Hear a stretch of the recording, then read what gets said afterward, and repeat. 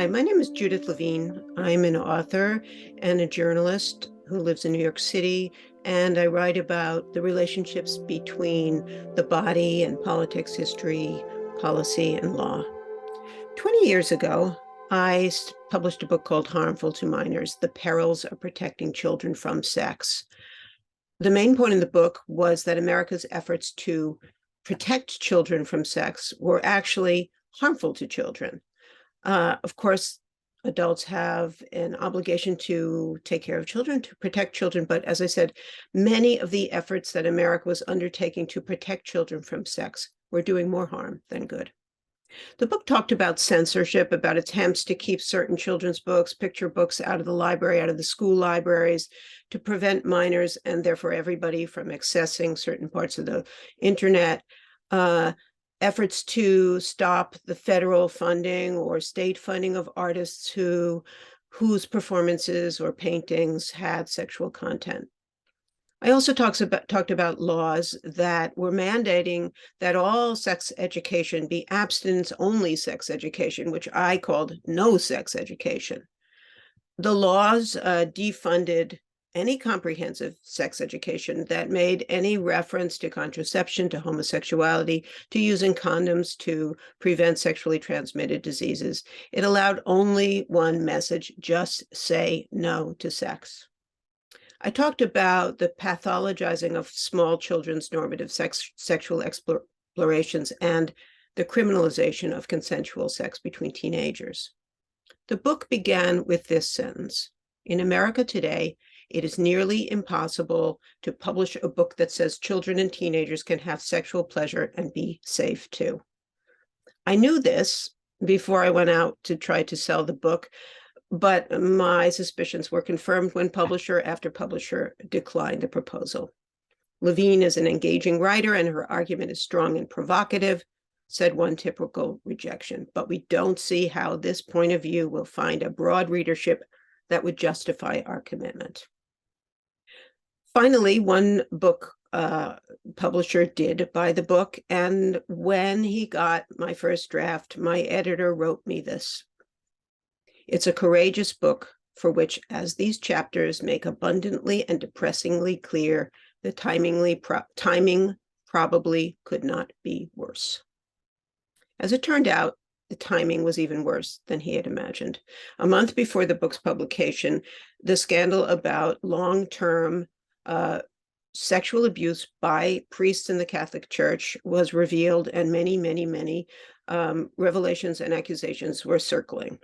I had the temerity and probably the stupidity to tell a reporter that research, including one very large peer-reviewed study, showed that not all sex between minors and adults is traumatic at the moment, at the time of the sex, or does long-term psychological harm. Well, he took that, he put it in the paper the next day, saying that I was minimizing pedophilia. And from then on, I was denounced nationally as a pedophile advocate, later as a pedophile myself. The head of a religious conservative organization pronounced the book an evil tome, even though he hadn't read it. In fact, none of these people had read it, none of my critics.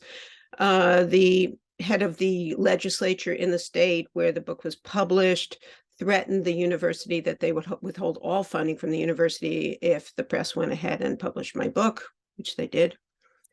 I was denounced by the U.S. House of Representatives. There was a hunger striker protesting me. I received a death threat. What happened to Harmful to Minors was what Harmful to Minors was about. What happened was it was devoured by the sex panic. And that's what I want to talk to you about today. Sex panic of the 1980s and 1990s, which was the period that I covered most closely in my book, and the legacies of that panic that we are still living with. I want to tell you that your proposals to regulate pornography are part of that legacy. And also that in the United States today, the language and innuendo that stirred the terror that fomented that panic are being used again today with much more serious and deadly results, in fact. All censorship, in fact, all anti-sex, anti-crime, anti-drug, anti-immigrant anti-anything policy is done in the name of protecting children, or historically, in the case of sex, women, children, and the feeble-minded. The idea of censoring sex, or sex censoring any speech really, is that someone reads or sees something and then they go out and do the thing. That bad ideas lead to bad acts. So if children read about homosexuality, they will become homosexuals. If they see pictures of sexual intercourse, they will have sexual intercourse. It's as if reading a murder mystery made you go out and commit murder. Of course, speech does influence the things that we do, the things that we think, but it's not a causal relationship. See, monkey do. In fact, we don't all agree on what to censor, in part because we don't really understand how media affect actions and whether thoughts are dangerous, acts are dangerous. There's a big dispute about this, and there should be. So we don't agree on what to censor. In the US, some moral feminists, and it seems in Japan, want to censor images, sexual images that they consider misogynist, overly violent, or in fact, they consider those very images to be violence themselves. Liberals generally want children to learn about sex, but they too are nervous about how much is too much exposure and how early is too early. When will these things, if these things, this exposure will harm them? To many religious conservatives, anything to do with sex or with bodies is harmful to minor in and of itself. But regardless of what you want to censor, when you drill down to what we are protecting when we protect children from sex, you arrive at the same place. We're not really just protecting children, that is, younger, smaller, physically, mentally, emotionally less mature persons. We are protecting a figure of the child, capital C child, and that child is defined by its innocence. In the late 18th century, Western romantics figured an innocent child, an enfant sauvage, who was innocent of worldly knowledge and sin, of money, of war, of corruption. In the 19th century, the Victorians focused in and defined that innocence specifically as sexual innocence. The child did not know about and should not know about anything sexual. Now, not every lowercase c child qualifies to be an innocent capital C child. That innocent child is imagined to be white and bourgeois. In the US, Black children are never really considered children. They're considered sexually precocious. They are blameworthy for the mistakes that they made, and many people fear them as predatory and criminal. In fact, today, studies show that many people white people perceive Black girls and boys as older than they are, and therefore more responsible for everything they do. So we don't agree on what is harmful to children, and we don't really agree on what constitutes innocence. So the English social anthropologist Jenny Kitzinger summed it up this way: the twin concepts of innocence and ignorance are vehicles for adult double standards. A child is ignorant if she doesn't know what adults want her to know, and she's innocent if she doesn't know what adults do not want her to know. Of course, we should protect children. That is our job. When you look around the world at all the misery that children are suffering with, you see that we're not doing a particularly good job of it. So why are we so focused on protecting them from sex? You don't go on the internet and look up Somali children suffering from drought and find, as you do when you put the term sex offender under news in Google, more than 10 million hits. What is this about? Why, during the 1980s and 1990s, was the government suddenly throwing itself into repressive sex policy, such as abstinence-only education? Why were millions of people so mad to protect children from sex that they were willing to believe and act upon rumors that shady cabals of sexual perverts were marauding across the earth and perpetrating outlandishly hellish sexual tortures on children? 2 words: moral panic. The term moral panic was coined in 1972 by the sociologist Stanley Cohen in his now classic book, Folk Devils and Moral Panics. According to Cohen, a moral panic happens when, quote, a condition, episode, person, or group of persons emerges to become defined as a threat to societal values and interests. While the issues identified may be real, the claims, he says, exaggerate the seriousness, extent, typicality, and/or inevitability of harm. Moral panics usually burgeon in times of social change and economic anxiety, and the late 1970s and 1980s had both. The 60s and 70s had seen a relaxation of attitude towards sexuality, including children's sexuality. Abortion was legalized. White women were moving into the workforce. Women of color were already there. They were leaving their kids in daycare. Parental authority over kids, men's authority over women seemed to be toppling.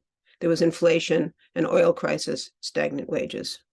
Republican Ronald Reagan ran for office for president on the promise to cut taxes and shrink the government. He also ran on family values. Those were the values of conservatives who wanted to preserve the patriarchal, nuclear, heterosexual family. And right out of the gate, he said about shrinking the government, especially the parts of the government that helped vulnerable people. He dismantled the already feeble welfare state. He vigorously busted unions and opposed protections for workers. And so the vaulted family was left to fend on its own. And as always, inchoate social and economic anxieties coalesced around children. As often happens in the US, they coalesced around sex. As if on cue, a sexual scourge appeared out of nowhere, AIDS. And it appeared among what we started to call the 4 H's: Haitians, who were Black people and immigrants, homosexuals, heroin users or drug users, and hemophiliacs. Except for the last category, hemophiliacs, all these people were already demonized and already feared. Because these people were considered by many to be dispensable, Reagan didn't even mention AIDS for many years, and when he did mention it, he didn't do very much about it. More than dispensable, these groups of people were despised. These were the folk devils that Cohn talked about. So Haitians were blocked from immigrating to the United States, and there were serious proposals to quarantine gay men involuntarily and to tattoo people with AIDS. Only when AIDS was recognized as a threat to children did the federal government take action. A 13-year-old boy called Ryan White, who had hemophilia, had gotten HIV through a blood transfusion. He was diagnosed with AIDS. He was harassed at school, then he was blocked from attending school. There was much protest about it, and he died at 19 in 1990. And it was only then, in 1990, that Congress passed the Ryan White Comprehensive AIDS Resources Act. But by that time, 100,000 Americans had contracted HIV, and a third of them, mostly gay men, have died of AIDS. Fears clustered around children, fears clustered around sex. Then the two, children and sex, combusted. The incipient sex panic became a conflagration, and its flames were about sexual harm to children. The folk devil who emerged from this inferno was the child abuser, the pedophile. The pedophile was both a patient and a criminal. He was sick and evil. He was alleged to be creeping out of the bushes everywhere, looking for babies and children to molest, photograph, traffic, even murder for sexual stimulation. In fact, there is no consistent psychological profile of someone who abuses children and teens. They're often people who have sex with adults. They may be living with the 12-year-old daughter of a girlfriend. Child abuse is an act. It is not a disease. But the idea took hold that the pedophile was incurable, amoral, unstoppable. He, and eventually all people who commit sexual harm, including sexual harassment against women at work, were called predators. This brought to mind a wild beast, a savage beast driven by instinct, uncontrollable and not human. The issue was real, as Cohn said, child sexual abuse, yet almost overnight it seemed claims about child abuse and about the monsters who perpetuated it were exaggerated to what should have been unbelievable levels, and yet people did believe those claims. In 1977, 2 anti-porn crusaders, a vice cop and a feminist social worker, testified to Congress that 1.2 million children were victimized annually by child prostitution and pornography. The child pornographer was the perfect pedophilic monster for the internet age. He was invisible. His wares were invisible because it is actually illegal to access such images, even if you're a journalist or researcher. He lives in an invisible space that is all around us, and it's a space that children roam easily, a land where they know the language and the customs, and where many adults are still confused and lost. Child pornography is real. It does circulate globally in peer-to-peer sharing circles on the internet. But the 1.2 million statistic turned out to be fabricated, and there was no evidence of an epidemic child or increase in child exploitation. Nevertheless, Congress passed legislation prohibiting the production and commercial distribution of obscene depictions of children younger than 16. Before this, it had been younger than 12, pre-puberty. And when the feds could not find enough child pornography or pornographers to justify the expense of this mass, by this time, machine of surveillance that they had set up, they brought in the criminal definitions and they widened the net. Over the next decades, constitutional protection was withdrawn from all images of children that were deemed to be sexual. The age of the minor was raised to 18, and representations of children who were neither naked nor doing anything sexual could be prosecutable. And as more and more images of children were defined as pornographic, a single malign meaning got attached to every picture of an unclothed child, and in fact, some clothed children. If the child looked coy, if the child was posed, this is what the legal language was saying, in a way that the viewer might consider seductive. Like toxic mold in a flood, moral panic infected images from high art to bathtub snapshots. Cohn's term folk devil turned out to be prescient because as the 1980s dawned, rumors and then charges began to circulate that adults were abusing children literally under the direction of the devil. The rumors were that satanic ritual abusers were perpetuating unimaginable sexual tortures on babies and toddlers in daycare centers and preschools, the very place where women had left their children so they'd be safe and so they could go off to work. Accusations erupted first in California in 1982 and 1983, and they quickly spread across the country and into Europe. 2- and 3-year-old children were relentlessly interrogated with leading and suggestive questions until they revealed the abuses that the questioners were describing. Killing animals, flying the children to Mexico, enlisting clowns to sexually torture the children, pushing forks and knives into genitals, forcing kids to eat feces. It went on and on. The alleged perpetrators were almost all women, even though almost all sexual abuse is committed by men. The crimes were alleged to be happening in daycare centers that were open all day. Parents walked in and out. Nobody witnessed these things. And yet, in spite of all of that, people's brains were addled. It seemed eminently plausible to many people, including the press, the Parent and Teachers Association, prosecutors, judges, juries, that an extensive underground network of sadistic evil devil worshippers was sexually torturing large numbers of children, and that these activities had somehow gone undetected for years until that moment. Psychologists and cops held conferences to share made-up information about satanic ritual abuse.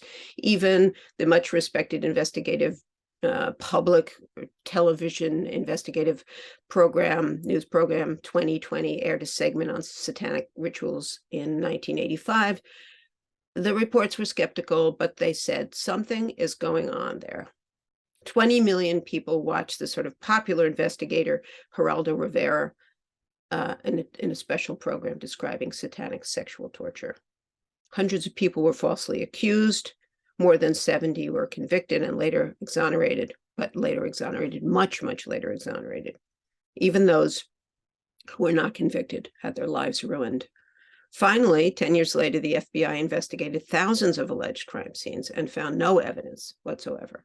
Satanic ritual abuse did not happen.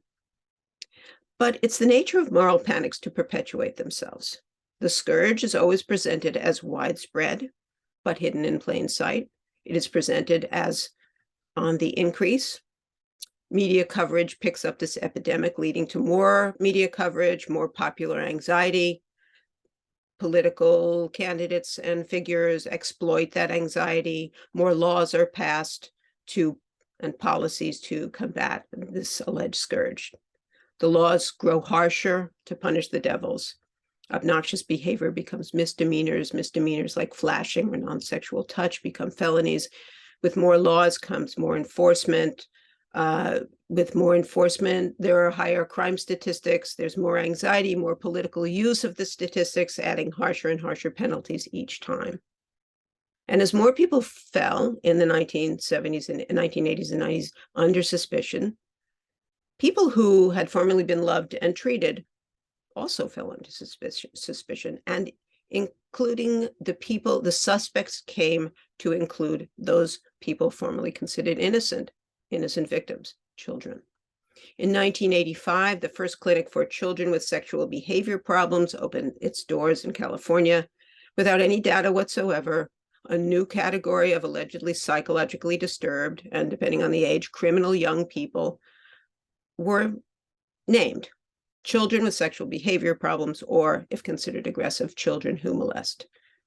The two women who discovered children who molest knew something about creating monsters. One of them had run the clinic that had done the suggestive questioning in the first daycare abuse case in Bakersfield, California, and the other was her student and colleague. So what were the symptoms of this epidemic? And I shouldn't say what were. They are still now being, this whole idea is still propagated. Inappropriate behaviors, including playing doctor, masturbating too much, taking off clothes when other people are around, putting things inside their orifices. These are all considered normative throughout the world. It didn't matter if the victim didn't notice the so-called molestation or was not bothered by it or participated in it willingly. Boys and older kids were generally charged as the perpetrators, and girls and younger kids as the victims. Children as young as 2 were diagnosed as molesters. As part of this widening dragnet, age of consent rose around the country, and statutory rape laws were enforced more vigorously.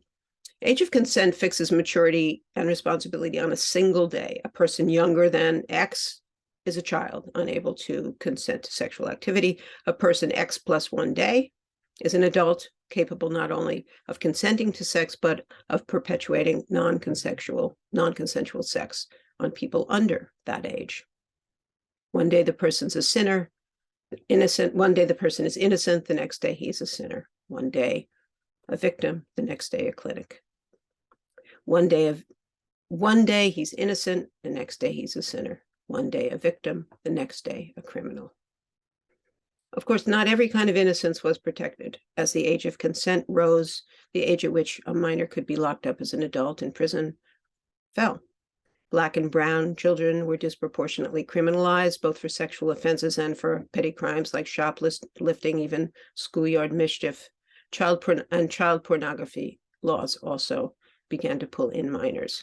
Perhaps the most absurd, and it would be funny if it were not so seriously harmful, interpretation of child pornography laws was around teen sexting.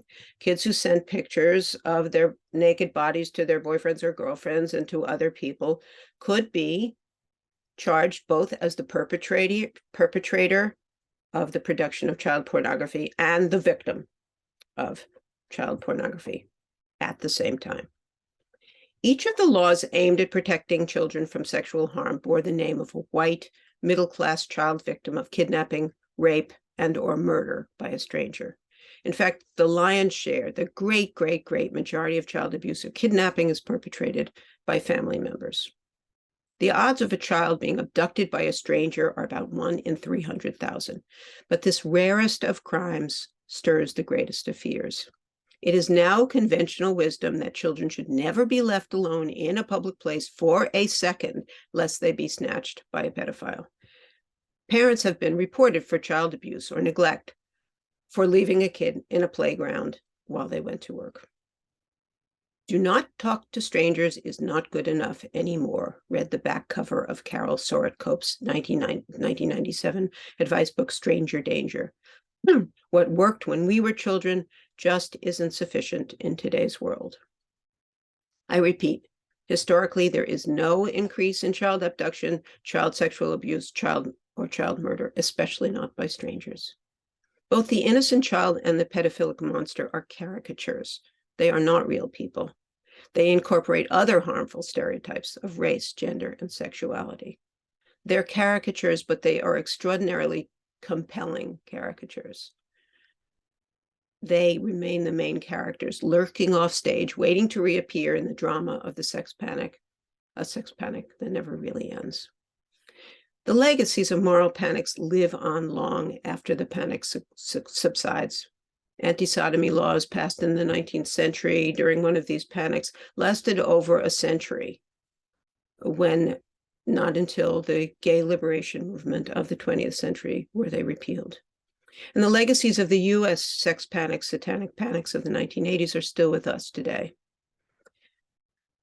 Even after rumors of perverted daycare teachers in Black robes were seemingly put to rest, false convictions of sexual torture of children continued. As late as 1997, 4 innocent Texas lesbians were convicted in San Antonio of sexually abusing the niece of one of the women. They were not released from prison until 2012 and 2013, and they were not exonerated until 2016, almost 20 years after their ordeal began. Some people accused during the satanic ritual abuse panic are still behind bars. Several have died in prison or shortly after release. The greatest legacy of the satanic ritual abuse panic, though, is the massive structure of draconian punishment, surveillance, and the violation of the human rights of a vast class of presumed criminal deviants called sex offenders. Now, sex offenders, people who are convicted of crimes related to sex, have one of the lowest recidivism rates of the criminal populations. But the popular belief in the incorrigibility, the uncurability of the pedophile, the predator, leads people to believe that they must be watched, they must be managed. Managed is the legal term, long after they've served their time in prison, even for their whole lives. The laws have gotten harsher and harsher. In 2006, the Adam Walsh Child Protection and Safety Act, named after a kid who was killed but not raped, established mandatory minimums of 30 years for sex with a child under 12 or for sexually assaulting a child 13 to 17 numerous times. In half a dozen states, the penalty for repeat sex offenses against a child can be death. Presuming a person gets out of prison alive, the punishment is not over. There are about 1 million Americans on public sex offender registries. The registry lasts 10, 15 years or life. The regulations that go with registration as a sex offender limit where people can live, work, study, worship, recreate, or travel. There are entire cities, in fact, entire states, where a registered sex offender cannot live anywhere. It's hard to find a job. Many people are prohibited from using the internet, or when they get a job, once it's revealed that they're on the registry, they lose the job. And every session, the legislators dream up some more punishments. A registered sex offender cannot work at a voting place. He can't get a trucker's license. He can't give out candy on Halloween.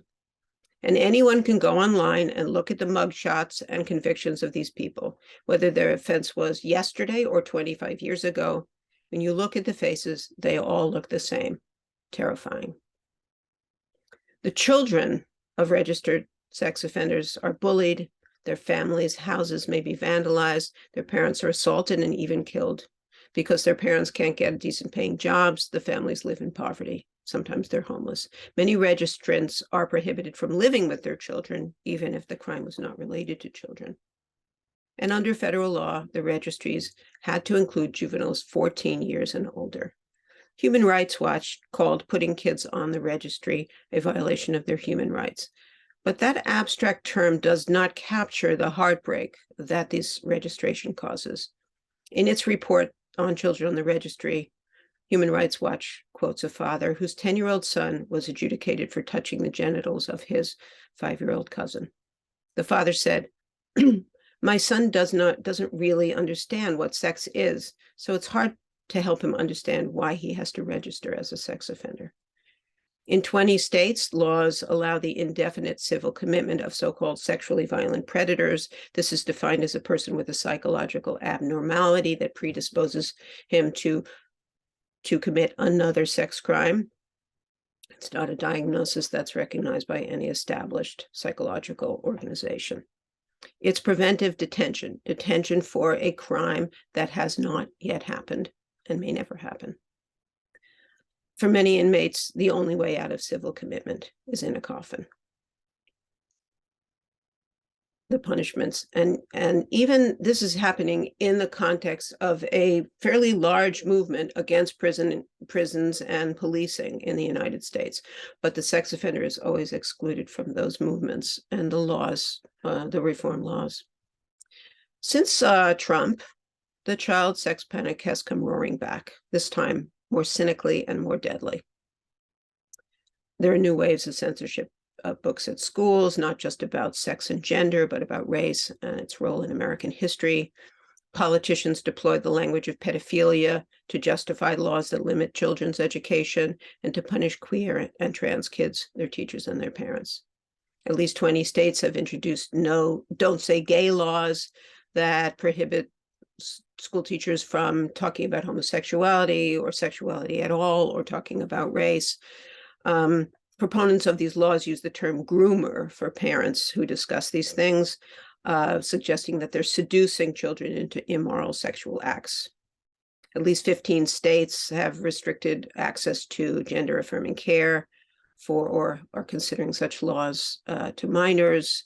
These bills carry severe penalties for providers who do gender-affirming care, and in some places, parents can be investigated for child abuse if they support their children in getting such treatments. More than 10 states ban trans children from playing on the sports team of the gender with which they identify. And in at least one state, there was a proposal to require that the kids undergo a genital inspection to see which genitals they have and which team they should be on. In this election, pedophile and groomer are the defamatory terms of choice for Trumpian Republicans to describe their opponents. One Republican candidate sent out a sound truck through the district blasting the accusation that his opponent was a pedophile. The opponent was not a pedophile, and the guy who sent the sound truck knew he was not a pedophile. The QAnon conspiracy movement promulgates the fantasy that the Democratic Party, helped by Hollywood, the tech industry, and global elites, which is code for Jews, is running a secret cabal of pedophiles and child sex traffickers, abducting, torturing, raping, killing children for sexual gratification. At rallies, QAnon followers hold up signs saying, "Save the children." The predators of the Democratic Party, says Q, are farming children underground to harvest their blood for a youth-giving elixir. This tale combines the pedophile and sex and satanic ritual abuse panic tropes with centuries-old anti-Semitic myths of blood libel that Jews kill Christian children to use to make their matzahs. Those myths inspired pogroms, inquisitions, and Nazi death camps. And it's happening again. In 2016, a man drove 6 hours to Washington, D.C. to shoot into a pizzeria called Comet Ping Pong because he believed it was the hub of a child sex trafficking ring led by then presidential candidate Hillary Clinton. There was no sex trafficking ring, no tunnels. Say that again. There was no sex trafficking ring. This week, as I speak, a man named David DePape carried out what looks like an assassination attempt on the leader of the Democratic Party, Nancy Pelosi. When he did not find Nancy Pelosi at home, he attacked her husband with a hammer to the skull, and the husband, 82 years old, is still in the hospital. This man, David DePape, had been posting on social media for years all these conspiracy theories, Holocaust denial, pedophiles in the government, and claims that the Democratic officials are running child sex rings. After the attack on Pelosi, Elon Musk, the billionaire who just bought Twitter, retweeted a story from a conspiracy-mongering website saying that Paul Pelosi, the husband, was in a drunken fight with a male prostitute. A few years earlier, Musk had tweeted about the rescue by a diver of a boys soccer team from an underwater cave. And in this tweet, Elon Musk called the diver that pedo guy. Other Republicans, including Trump, are circulating the invented rumors about Paul Pelosi. They're using pedophilia, sex work, homosexuality, the fatal triumvirate, to demonize their opponents. Sexual innuendo, the suggestion of predation on children, has become the lingua franca of hate. And combined with a violent sexual culture and over 390 million guns in private hands, sex panic now can kill. Misguided efforts to protect children, particularly when they blossom into full-blown sex panic, do serious harm to children, to adults, and to our culture. They disproportionately harm those who are already marginalized by race, class, gender, and sexuality. Kids who get abstinence-only education have more unplanned pregnancies. Young women denied abortions have kids they don't want. They are much more likely to be poor, to be victims of domestic violence, and to be uneducated. Kids given therapy for sexual behavior problems end up hating themselves and fearing their desires. And I don't have to list the harms of sending minors to prison for anything. The psychological and social harms to children are not always so visible. As the legal scholar Amy Adler argued, child pornography laws have a particularly perverse effect on all of us. She writes, child pornography laws have changed the way we look at children. Requiring that police, publishers, juries, ultimately all of us, to scrutinize every image of a child for rehearsed coyness or the genitals barely visible inside underpants, and to draw out the photographer's lascivious intent or surmise the picture's potential to arouse a pedophilic viewer. The laws recruit everyone into adopting what Adler calls the pedophilic gaze. And the same is true for ferreting out the molesters in the kindergarten classroom and the rapists among teen lovers. The laws focus adult attention on one aspect of children and young people, their sexuality. These laws fetishize children's bodies and desires. Rather than protect children from over-sexualization, these laws and practices over-sexualize children. Children taught that the world is crawling with pedophiles learn to fear all adult touch. They learn to suspect loving adults are actually exploitive, and they might be a predator in disguise. Ironically, our well-meaning efforts to safeguard children end up depriving them of childhood. With adults watching them every waking hour, kids can't move out into the world, or alone, or with friends. They can't learn to be competent, to be self-sufficient and independent. They are stunted in moving toward adulthood. And while we are protecting their mythic innocence from mythic monsters, we're doing not very much at all about the real things that imperil them: misogyny, racism, poverty, poor education, not to mention creeping fascism and galloping climate change. We must commit ourselves politically, culturally, and economically to attacking these real perils to children. We have another obligation to educate them about their bodies, their relationships, and their pleasures. If we do that, we will not only be protecting them, we will be helping them to flourish. Thank you. So, hi, Judith, and thank you. Thank you for being part of this series of book talks on restrictions of sexual expression. And thank you for your courage to write Harmful to Minors, as well as your extensive work opposing censorship. Your talk offers a clear and alarming picture of the 80s and 90s moral panic around children and sexuality, a moral panic which is still resonating today. You argue convincingly that the real harm to minors comes precisely from efforts to supposedly protect their innocence. And indeed, we're at a point where parents are not only fearful of taking and sharing pictures of naked 2-year-olds on the beach, they're fearful of touching and holding their young children. And today, as you point out, we're witnessing a reactivation of this panic, and this time around, it's in a politically partisan way, pitching Republicans against Democrats. The figures of the sexual victim child and sexual predator are being weaponized to distract from other pressing economic and social issues, as well as to demonize the political other for political gain. And indeed, as we saw in this year's midterm elections in the US, candidates for office were running on platforms that highlighted their efforts to expunge school libraries of books about LGBTQ issues.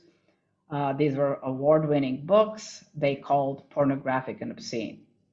So can you speak more about that, about this present moment, about how teachers and librarians are now being demonized as groomers for recommending or even having in their library collections books like Gender Queer by Maya Kobabe or All Boys Are in Blue by George M. Johnson? The list is very, very long. There are politicians that put together books of 300, 800 books that are to be reviewed for sexual content. And what are the effects of this movement? Because a movement, I think it is.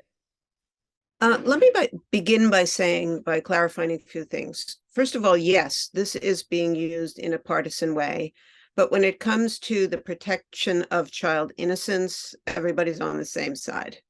So you won't find it very much argument from Democrats on the intention. A probably more useful way to think about this is there's so-called child innocence, and there are children. Children need to be protected from many things, and that is our duty as adults to do. So really, you know, a lot of the tension and a lot of the political conflict comes in the question of what are we protecting them from, and for what reason. So yes, you're right. Penn this year has counted, or up until June, I think it was, more than 2,500 instances of either attempted or successful bannings of books in school libraries, comprising more than 1,600 unique titles. 40% of these had to do with LGBTQ plus topics. 40% of them had protagonists or main characters who were people of color. About a quarter of them had to do with what the readers, the censors, considered to be overt sexual content. And a lot of them had to do simply with taking a political position, resisting the mainstream, so any kind of contrarian position that the protagonist in the book might take, and the child might therefore be inspired by. Fully 40% of these had to do with proposed or enacted laws banning certain books and certain kinds of speech. It's not only books, it's speech that's being banned in more than 15. I think it's been now between 15 and 20 states. So throughout if you look at the map in Texas, there's, you know, as many as 1,000 bannings. In more blue state, even in blue states, there are book bannings. So this has an effect on children, it has an effect on schools, and it has an effect specifically on teachers. Teachers are not just being demonized, they're being fired for not just having these books in their classrooms or recommending them or bringing them to the children to the library. They are being threatened. Parents in these states are allowed to, they've been given the right to go into the classroom and surveil the teacher whenever they want to see any materials that the teacher is using, which ought, you know, it ought to be parents' right to see the curriculum. But then they may report them to the state for speaking about not just sexual issues, but what they're now calling critical race theory, which is simply a way of looking at American history that takes into account the racialized crimes that white people have committed since the beginning. And anything, the way they're phrased is that anything that might discomfort or make uncomfortable a child about his or her identity, race, political leaning, and so on. And what that really means is any child who is white, who is straight, who might be upset by hearing about queerness, let's say. So it has a very real effect on teachers. And the secondary effect of that is that teachers will self-censor. They will not speak about anything that might possibly, you know, overstep the bounds, which are really vague. So teachers will say less and less and less. Students will be exposed to less and less and less. And not only will they be exposed to less, they will be exposed to a and equally biased. The opposition to books and the ideas that they want to ban is that these are biased ideas. But of course, to exclude vast portions of what sexuality is like, what relationships are like, what families are like, what politics are like, what race is about, what history is about, that in itself is also a very biased and narrow view. And it doesn't give kids any opportunity to hear both sides or the many sides and figure out how to make decisions about how to hear things, how to look for truth, how to, sort through the vast amount of information and misinformation that comes into them. So it's censoring what kids can see before the fact, and it's censoring teachers. And, it will, the ACLU, I think, said that this has a hugely dampening effect on the education of children in general, and our understanding and their understanding of history and the world going forward. And correct And then me the if question I'm of wrong, but grooming. this seems to be a partisan effort because, Yes, yes, it of is course, definitely a no, partisan nobody, effort. yeah, because, yeah, Absolutely. childhood These are innocence, all of course, Republicans. nobody, yeah. Absolutely. They're all Republicans, and they're all extreme right-wing Republicans in addition. Florida, really the leader in this movement politically is Ron DeSantis, who's the governor of Florida, just won by a big margin and is a likely candidate for the presidency in 2024. So he's a super slick and dangerous man. And so the other question you asked was about using the language of grooming. The idea that homosexuals are out to, it used to be called recruit children into becoming homosexuals, has been around for a long time. The idea that homosexuals are predatory and they will harm or abuse children has been around for centuries.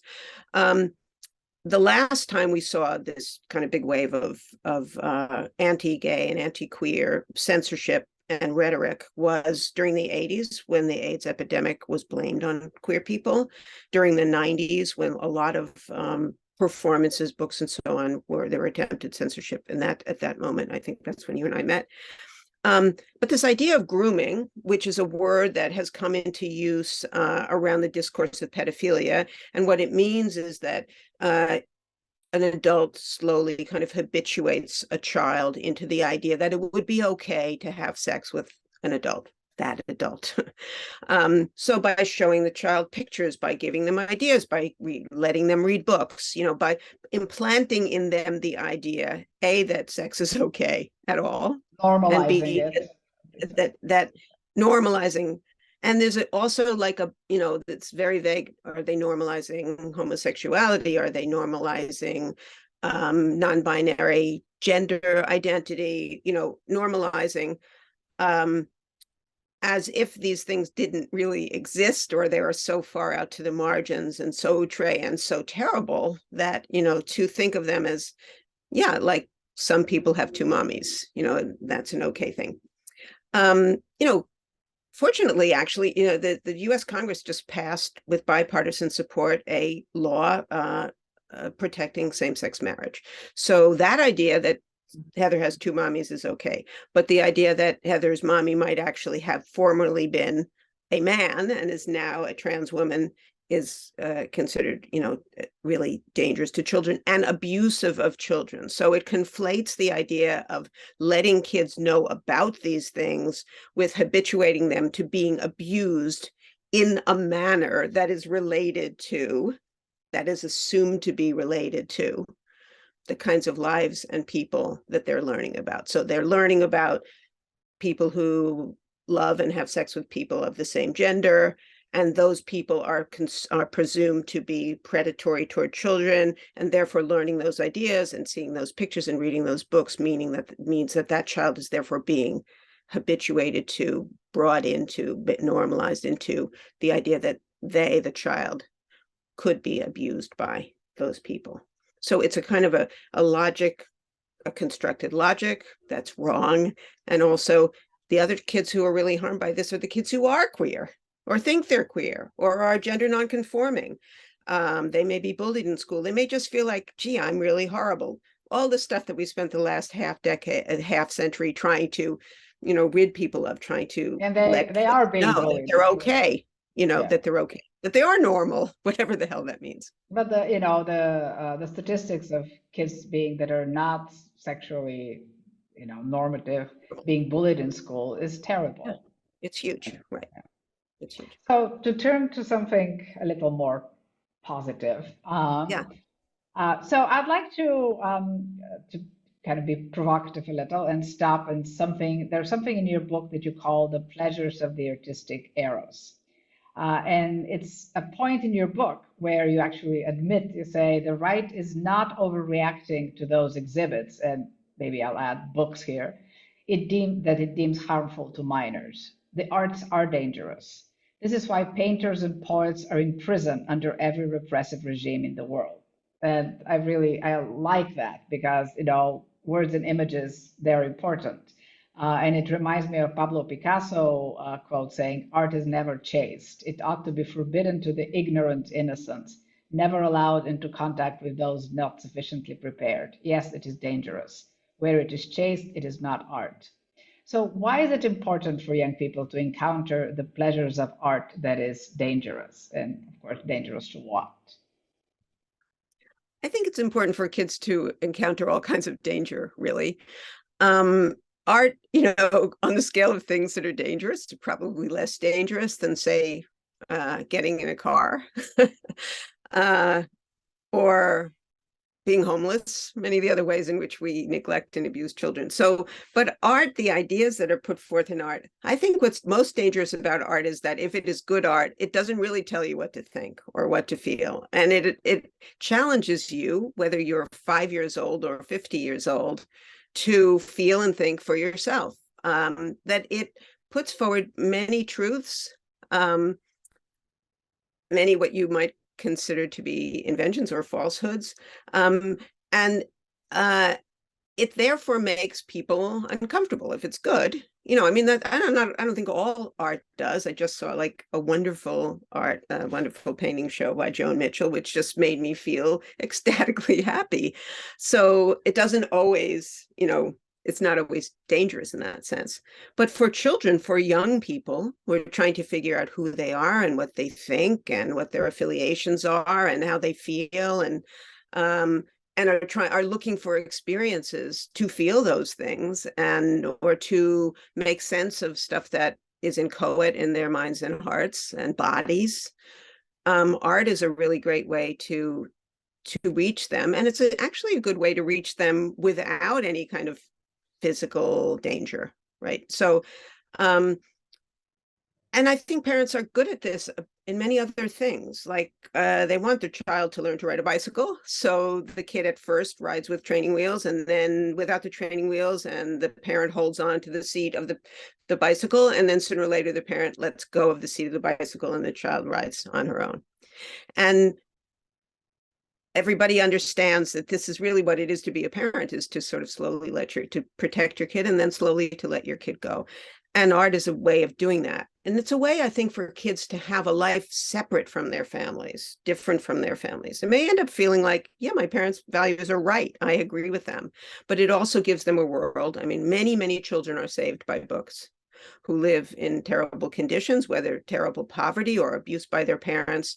They can go somewhere else in a book and they can experience difficult, scary, sad, confusing feelings and thoughts in really a safe way. So the danger of art is, in a certain way, a safe kind of danger. But from the point of view of parents that might not want their children to think freely, they might want to have their views replicated rather than their children questioning. There is a danger. Exactly. And in fact, it's very interesting to look at these laws because they're all couched not in terms of protecting children, but as parental rights. Right. They're all called parental rights. And sometimes they don't even mention the child. The child is like a meaning, not even mentioned. And so the idea is that that a family is a unit that has unanimous interests. The children's interests and parents' interests are never in conflict. Anybody who's ever been a child or parent knows that is not true. And if they are in conflict, then it is up to the parents and, moreover, the father to rule what everybody else should think and feel and do. And so the idea is that by the parents asserting their own values and their own thoughts on the child, that in itself is protective of the child. And also that parents have a right. The very same people who are interested in parents having a right to surveil and ban the books that their children read have often also promoted the idea that the state should not intervene if they hit their children or beat their children, as long as they don't leave any visible scars, so that they can harm their kids if they want to, but they don't want anyone else doing it. And they also, the other idea embedded in this is that there are no other adults who can or should be important to a child other than their own family. So for many kids, school is really a place to find their people. And some of those people are adults. They may find a teacher who's particularly sympathetic or supportive of them in a way that their parents aren't, and especially if their parents are really rejecting them for their sexuality or their politics or whatever it is. So parents, it's an ownership. It's a kind of ownership of children by parents. It supersedes the sense and the responsibility of parents to protect and take care of their children.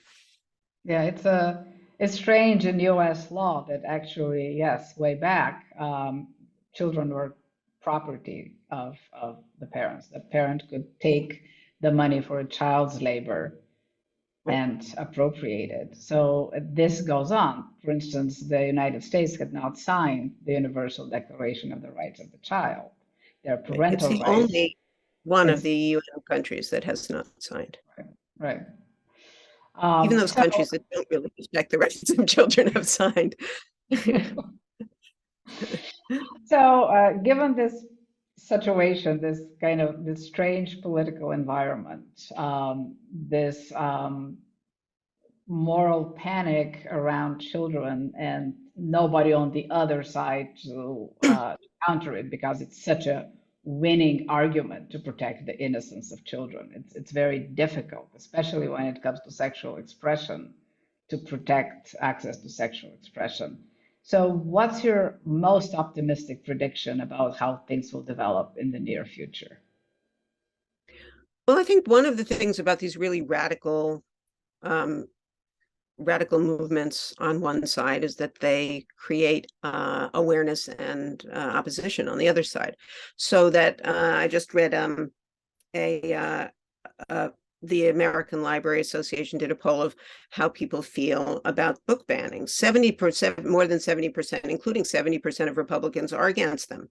Librarians come in, they're like second only to God in this esteem of the American people. More than 90% of people think respect and admire librarians and feel that they play an important role in their communities and their schools. So people will defend their libraries and their librarians and their schools and their kids' access. So every time this happens and there's a big wave of censorship, there's also a big counter wave in favor of free speech and free expression and free access. So there's that. It is true that Americans are on the whole, terrified of pedophiles. That's the kind of code for the monster of sexuality that threatens children. It's not that there's no one on the other side. There are sex educators who believe that the best way to protect children, it is important for kids to have a safe, and happy sexual life. But how do you do that? You not only do you give them sex education, I would say you make sure they have housing and nutrition and education, and their parents are not drug addicted and all the rest of it. Those are the kinds of things that really put children in harm's way in every way, but also sexually. Sexual abuse is correlated with poverty. So I do think that the optimistic part of this is that it energizes, it makes aware, and it energizes those who really want to protect the arts and protect free speech and protect the rights of children in all kinds of ways, including the rights to access information, ideas, and the arts. Yeah, and I think these people are now realizing how important it is to show up at a board meeting, how important it is to participate in an election where this is one of the issues. And another thing, actually, it's when we're focusing on the negative, we forget sometimes to notice that 30 years ago, books about LGBTQ issues, books about gender identity were not in the curriculum. So we actually have progressed a lot in terms of what there is that young people can access. The recognition of transgender identities, the recognition of all kinds of sexual variants is something that was unimaginable maybe 30 years ago. Yeah, I agree. So, in conclusion, in conclusion, it's, you asked me to be, what are my optimistic predictions? I don't tend to be an optimist. So I had to scratch hard to find something. It's a tough time we're in, right? All over the world.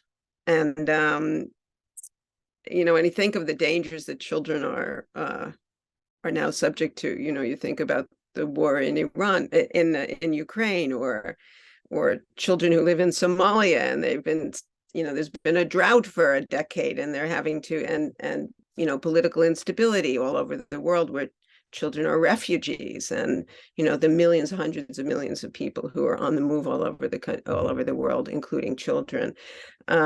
It's almost a luxury to be thinking about school, about banning books in school, but it's not unrelated, because the more children know about the world, I think the more they grow up to be people who care about the world.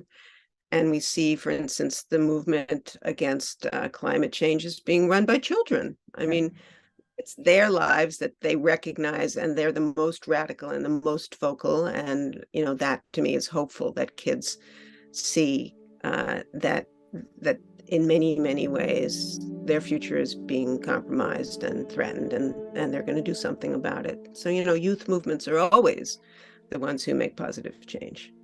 So no matter how much we try to protect their ignorance, there's a great new generation growing up. That's right. Thank you, Judith. That was great. Yeah, thank you so much for having me. Bye-bye.